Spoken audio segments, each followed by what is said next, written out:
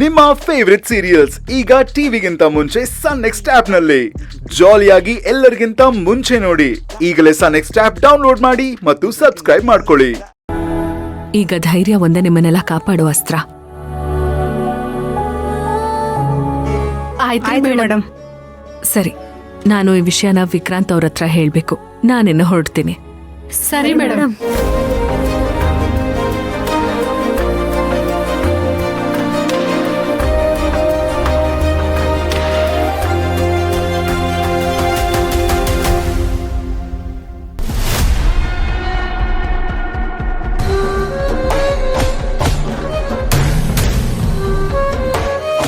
Madam, ಆ ಗೀತಾನ ಯಾಕೆ ಅಷ್ಟೊಂದು ಹತ್ರ ಬಿಟ್ಕೊಂಡಿದ್ದೀರಾ?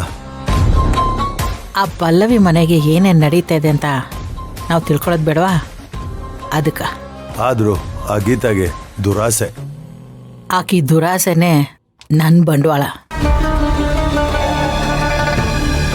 ರೊಟ್ಟಿ ಚೂರು ಹಾಕ್ತಾ ಇದ್ರೆ ನಾಯಿ ಹಿಂದೆ ಹಿಂದೆ ಬರ್ತದಲ್ಲ, ಹಾಗೆ ಆಕಿ. ಆದರೂ ಅವಳನ್ನ ಜಾಸ್ತಿ ನಂಬೇಡಿ. ಅದು ನನಗೆ ಗೊತ್ತಿಲ್ಲೇನು.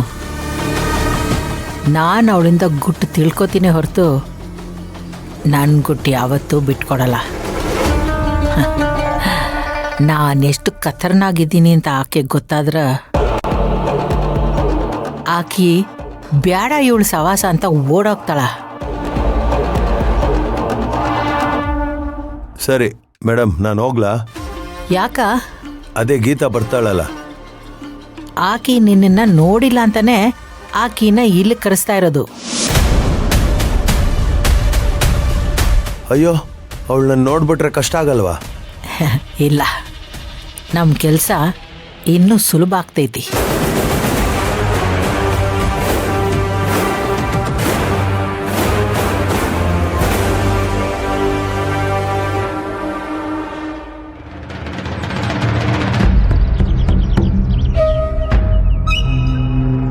ಅಲ್ಲ, ನಮ್ಮ ಮನೇಲಿ ಪಲ್ಲವಿ ಮದ್ವೆ ಇದೆ ಅಂತ ಗೊತ್ತು, ಶಾಸ್ತ್ರಗಳು ನಡೀತಾ ಇದೆ ಅಂತಾನೂ ಗೊತ್ತು, ಅಲ್ಲಿ ನಾನು ಇರ್ಲೇಬೇಕು ಅಂತಾನೂ ಗೊತ್ತು. ಇಷ್ಟೆಲ್ಲ ಗೊತ್ತಿದ್ರು ಭೀಮಾಂಬಿಕಾ ಯಾಕೆ ಬರಕ್ ಹೇಳಿದ್ರು?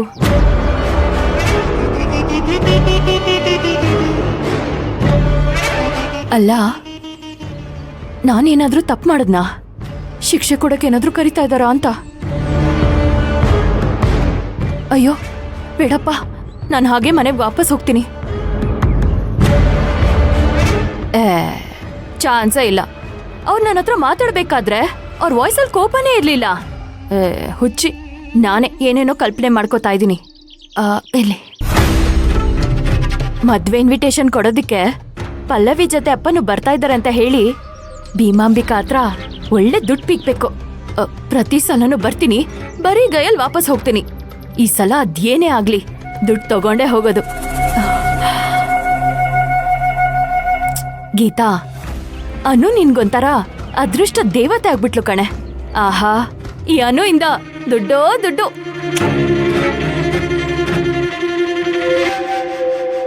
ನಾವೆಲ್ಲೋ ಎಡವ್ತಾ ಇದೀವಿ ಅನ್ಸುತ್ತೆ.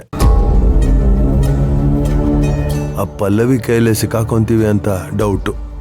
ಯಾಕ ಇಷ್ಟು ದೂರ ಬಂದು ಇಂಥ ಮಾತು ಹೇಳಕತ್ತಿ? ತಿಗಳಾಯ್ತೇನೋ? ಹಾಗೇನಿಲ್ಲ. ಅನು ಈಗ ಪಲ್ಲವಿನ ಮದುವೆ ಆಗ್ತಾ ಇರೋದು ನಾನು ಅನ್ಕೊಂಡಿದ್ದಾಳೆ. ಪಲ್ಲವಿನ ಮದುವೆ ಆಗ್ತಾ ಇರೋದು ವಿಕ್ರಾಂತ್ ಅಂತ ಗೊತ್ತಿಲ್ಲ. ಗೊತ್ತಾಗ್ಲೂಬಾರ್ದು.